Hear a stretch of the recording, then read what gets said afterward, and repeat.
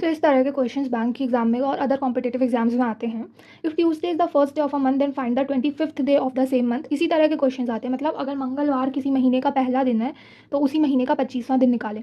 तो किस तरह से आप करेंगे मैं आपको बताती हूँ। ट्यूसडे बोला गया, ट्यूसडे मतलब यहाँ पे हमको वीक के फॉर्म में बोला जा रहा है, तो हम अपने आप से ये दिमाग लगा सकते हैं कि हमारे जो वीक होते हैं वो कितने दिन के होते हैं, 7 दिन के होते हैं।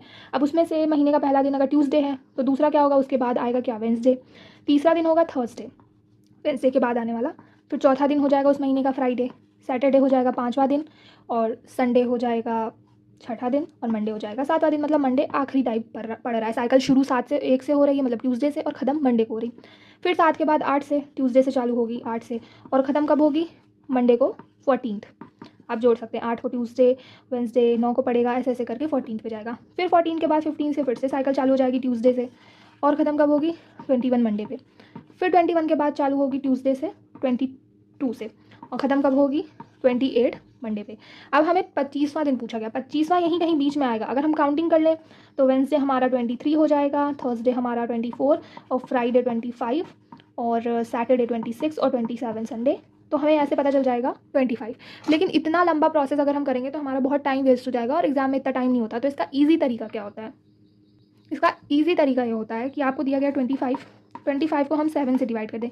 क्यों 7 से डिवाइड करें, क्योंकि हमारी साइकिल 7 दिन की है। 7 दिन के बाद फिर ट्यूसडे आ रहा है, फिर 7 दिन के बाद फिर ट्यूसडे आ रहा है। तो 7 से जब हम डिवाइड कर देंगे तो 3 सा 21। साइकिल 3 बार रिपीट हो रही, कितनी बार रिपीट होती है उससे हमें कोई फ़र्क नहीं पड़ता। 3 बार रिपीट होने के बाद हमारे पास रिमाइंडर क्या बचता है, 4। रिमाइंडर 4 बचता है, मतलब 3 बार पूरा साइकिल करने के बाद चौथा जो 4 हमारे बचते हैं वो क्या है, 21 के बाद फिर से हमारा ट्यूसडे से चालू होगा। तो 21 के बाद जो 22वां दिन होगा वो ट्यूसडे होगा, जो 23वां दिन होगा वो वेंसडे होगा, जो 24वां दिन होगा वो हमारा थर्सडे होगा, और जो 25वां दिन होगा वो हमारा फ्राइडे होगा। इस 4 का मतलब क्या है, आप साइकिल आपकी 21 पे ख़त्म हो गई है, अब 21 के बाद 4 दिन जोड़ लें, ट्यूसडे, वेंसडे, थर्सडे, फ्राइडे। तो जो चौथा दिन होगा वही हमारा इस मंथ का 25वां दिन निकल के आ गया। आई होप ये आपको क्लियर हो। इसी तरीके से क्वेश्चन हो जाते हैं कि यहाँ ट्यूसडे की जगह साइकिल आपकी मंडे से चालू हो रही है, 31st डे बताओ। वेंसडे से साइकिल चालू हो रही, साइकिल किसी से भी चालू हो वो होगी तो 7 दिन की, राइट। 7 दिन की होगी, 7 दिन खत्म होने के बाद जहाँ से भी चालू हो रहा है वहाँ से आप अपनी काउंटिंग तब तक चालू कर दीजिएगा। जुलाई यहाँ पे 21 है, यहाँ पे हम 22 दे दें। मंडे से चालू हो रही 22 दे दें, तो 22 को जब आप 7 से डिवाइड करेंगे 3 बार साइकिल कंप्लीट करने के बाद आपके पास रिमाइंडर क्या बचेगा, 1 बचेगा।